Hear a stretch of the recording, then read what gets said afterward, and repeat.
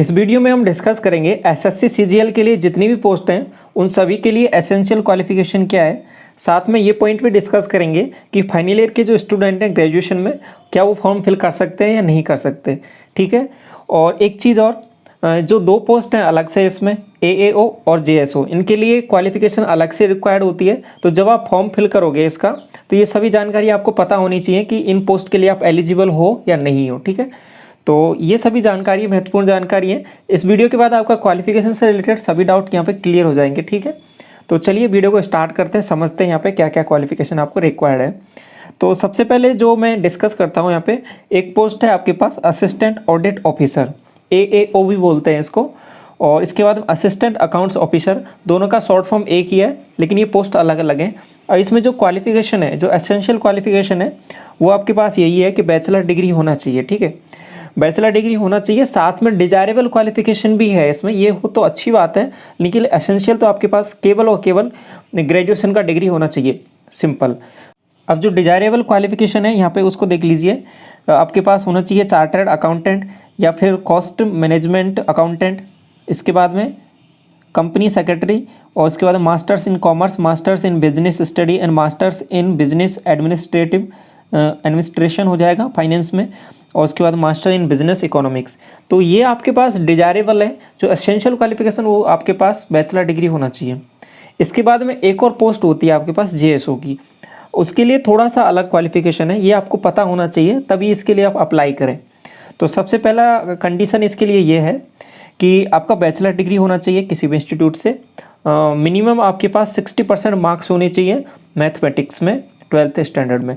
मतलब क्या हो गया कि यदि आप मैथ साइंस के स्टूडेंट हैं और आपका मैथ सब्जेक्ट रहा होगा उसमें 60% मार्क्स आपके होने चाहिए, तभी आप इस पोस्ट को अप्लाई कर सकते हो। ठीक है।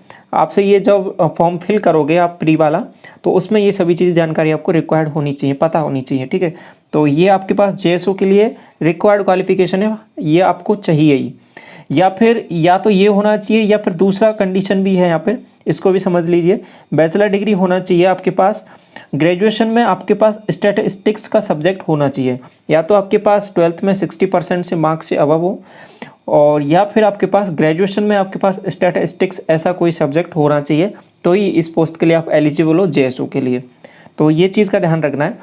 और बाकी फिर जितनी भी पोस्ट बच जाती हैं इनके अलावा, ठीक है, आपके पास एसएससी सीजीएल में जितनी भी पोस्ट हैं उन सभी के लिए केवल और केवल आपका बैचलर डिग्री चाहिए, केवल आपके पास ग्रेजुएशन कंप्लीट होना चाहिए, और कोई भी आपके पास एडिशनल में कोई डिग्री आपको रिक्वायर्ड नहीं है।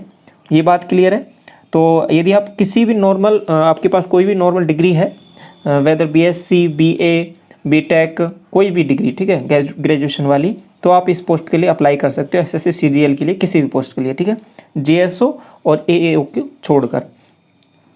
आगे देखिए यहाँ पे, इसके बाद में जो आपका नेक्स्ट डाउट था कि फाइनल ईयर में है तो क्या अप्लाई कर सकते हैं, तो ये पॉइंट समझिए यहाँ पे।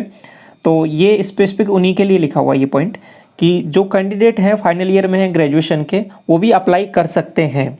यस, कर सकते हैं वो भी, लेकिन इसमें एक कंडीशन है कि उनका जो रिजल्ट है वो रिजल्ट आपके पास 8 अक्टूबर 2022 तक क्लियर हो जाना चाहिए। ठीक है, रिजल्ट उनका 8 अक्टूबर 2022 तक आ जाएगा तो वो अप्लाई कर सकते हैं एसएससी सीजीएल के लिए 2022 के लिए। तो ये पॉइंट को यहाँ पे ज़रूर ध्यान रखना है।